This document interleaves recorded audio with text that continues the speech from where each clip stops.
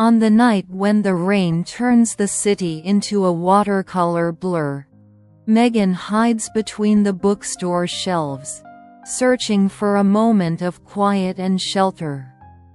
A single accidental touch changes everything. Alex reaches for the same book, unaware he's about to find something far more precious than poetry. Between the whisper of pages, the scent of coffee, and the warm flicker of soft lights, a story begins, one that wasn't supposed to happen, yet did. A meeting warm enough to melt a rainy night, a love born from a touch. Love Stories Max. Welcome to my channel. Enjoy watching, friends. A touch between the poems. The rain that day wasn't just rain, it was the kind that doesn't fall but pours, like someone tipped a whole sky over the city. I was running down a narrow street, clutching my laptop under my arm, praying it wouldn't get soaked. My refuge was the tiny corner bookstore, warm, quiet, with amber-colored lights and that mix of coffee and old paper that could calm any storm, even the one inside your chest. I darted inside, dripping, breathing out little clouds of steam.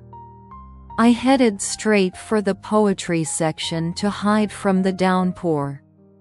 It was my favorite place, thin volumes, whispered lines about love and heartbreak, the kind of shelves where a person secretly hopes to find their own reflection. I was wiping rain from my fingers when I saw it, that book. The Quiet Hours, the poetry collection that was nearly impossible to find. Last copy.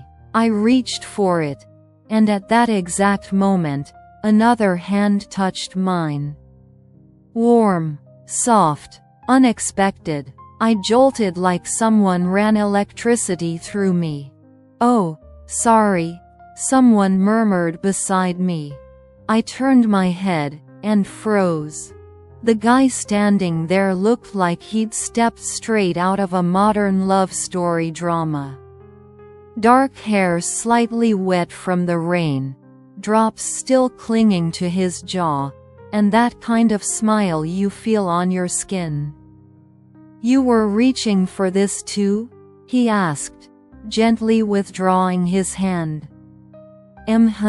I said brilliantly. My brain was on strike. "I'm Alex," he said with a wider smile. "And it seems we've got a problem. One book, two of us." "I'm Megan," I replied, feeling something warm twist inside me. "And I've been searching for that book for months." "Same," he shrugged playfully. "Maybe we could share it?" I blinked. "The book?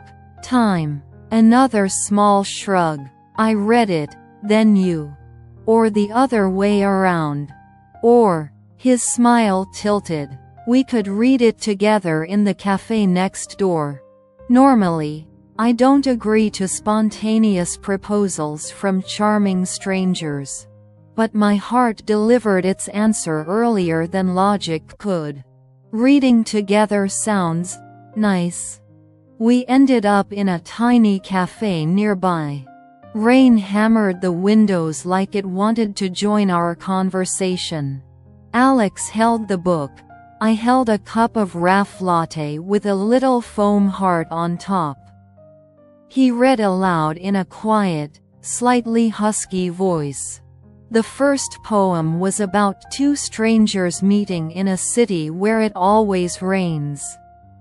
I nearly choked at how symbolic that felt. "Are you blushing?" he asked, narrowing his eyes with a teasing half-smile. "No, it's just the lighting," I protested while my cheeks burned like a stove. "Sure it is." He smirked and kept reading.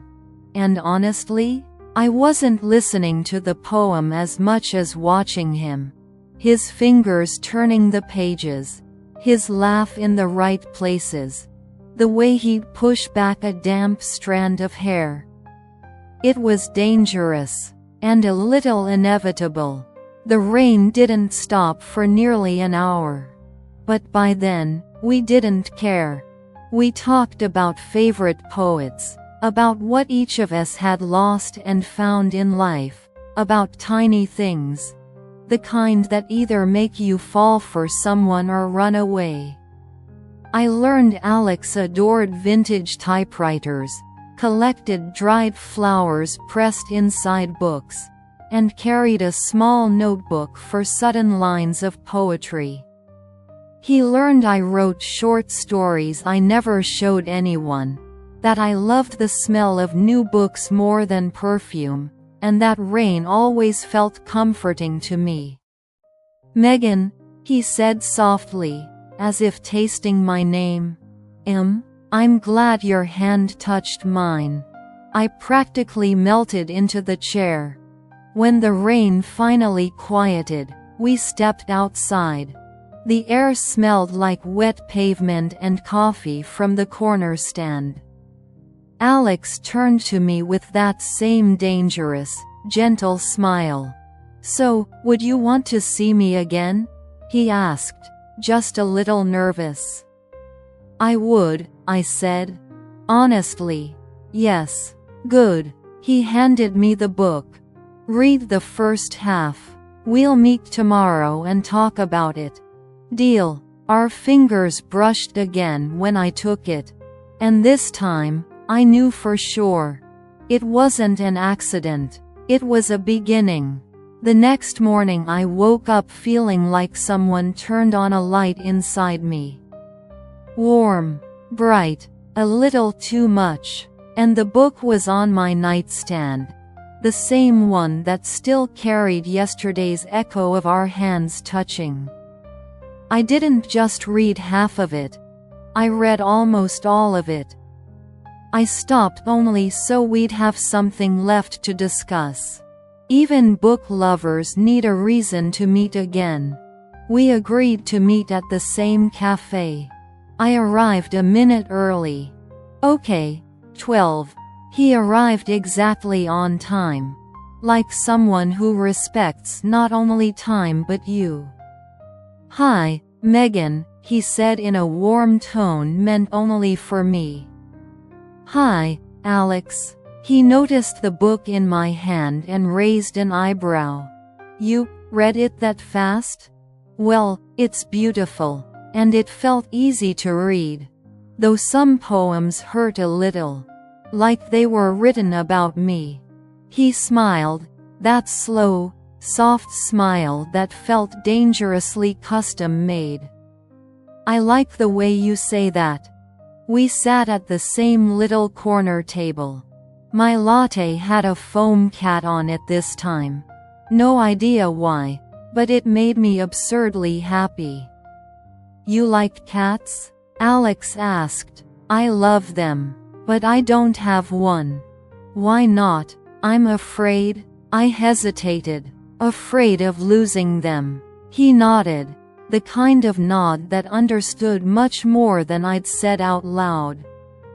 And then we talked. Not about the weather, not about jobs, but about childhood fears, favorite melodies, the urge to disappear from a city that never stops rushing. The kinds of things people don't share on a second date. But I guess we didn't have rules. We had our own pace, too honest, too dangerous, too right. He listened like every word mattered. And I caught his gaze lingering on my hands, my hair, my lips, and each time I noticed, breathing became harder. After coffee, he suggested, "Wanna walk? I think the rain's taking the day off." I nodded, and we stepped into sunlight that still smelled like yesterday's storm. Trees gleamed as if freshly washed. We walked too close to be casual. Too far to be brave. Megan, what poem did you like most? And that's when it happened. The moment I'd remember years later. I told him about a poem describing a woman who ran from people because she feared they'd see her wrongness, while the man in the poem saw her truth as if she was written in light. Alex was silent for a moment, then said quietly, "I like poems that remind us nothing is accidental, and that sometimes one touch of a hand can change everything." I stopped walking. Just stopped. My legs betrayed me. He turned toward me. "Megan, yes? I want to read more than poetry with you. I want to read your days. And I want you to read mine." My heart, poorly trained and extremely unprofessional, somersaulted. "Alex, this is a little fast," I whispered. "I know." His smile softened. "But I don't want to pretend I don't feel what I feel." I inhaled, exhaled, and confessed something I hadn't dared admit to myself.